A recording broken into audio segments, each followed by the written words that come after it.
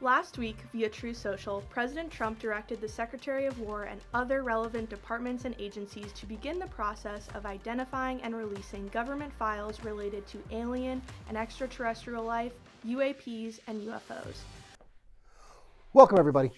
In this video, which is part 2 on the reality and nature of the phenomenon, I want to add more color into the idea of what is the devil. So we have a lot of discussion right now around the release of the UAP documents, the files from the government, and whether or not those are ever going to be released and why it is that the Department of Defense doesn't want to do it. And so early on in a lot of this discussion, there were entities who said, we don't want to talk about this because you're going to talk about the devil. And people go, we don't want to mix and match things here. If we're talking about aliens, do we really want to talk about the devil? Are these one and the same? And in fact, there are several documents and several leaks happening from the Pentagon that say the reason they don't want to talk about the UAP phenomenon is because it will bring up these biblical discussions of the devil.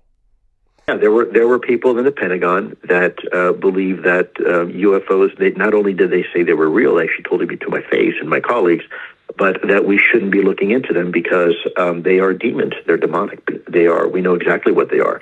And again, some of these people were very, very senior in the intelligence community. Some of them were friends of mine. And although I don't agree with their perspective, look, at the end of the day, I can't prove that they're wrong either. Now, one of the most important things to understand in my original document, in my original, discussion of this, is the idea that all of the stars in the universe represent a type of consciousness, acting together, creating a single level of consciousness at what we would otherwise call a godlike level. Let me ask you a question. Where does the devil live? Does the devil not live in hell, a place associated with extreme heat? Why would it then seem odd to associate the devil with a construct of stars across the entire galaxy, across the entire universe? Now, one of the more important ideas within this is to add an additional layer of construct. And that construct layer is entropy. The physical universe, in and of itself, is entropy. In the electric universe theory, it's believed that stars are an anode discharging into space. And if they are an anode discharging into space, they are the definition of entropy. They are the definition of something that is in decay.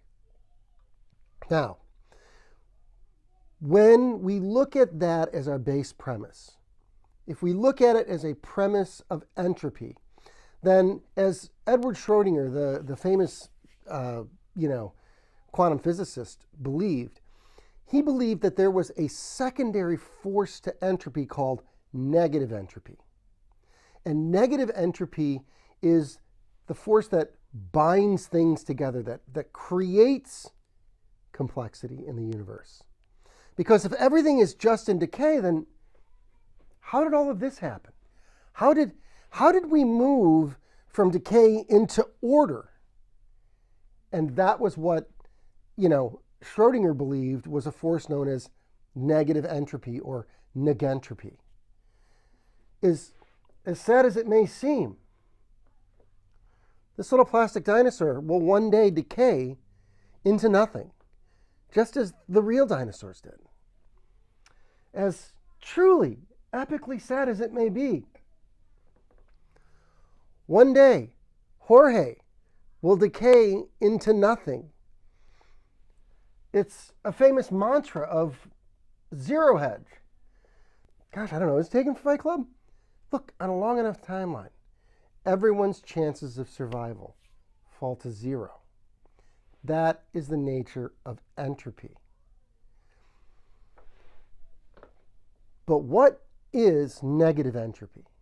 What is the expression of negative entropy? And that will be the subject for our final video. Don't forget to click that like, share, and subscribe button, and leave me a comment down below. Peace out. Dude, that's so sad. I'm going to miss Jorge. Am I going to decay? No, yeah, you too. We're all going to decay. Kenny, he is such a negative entity.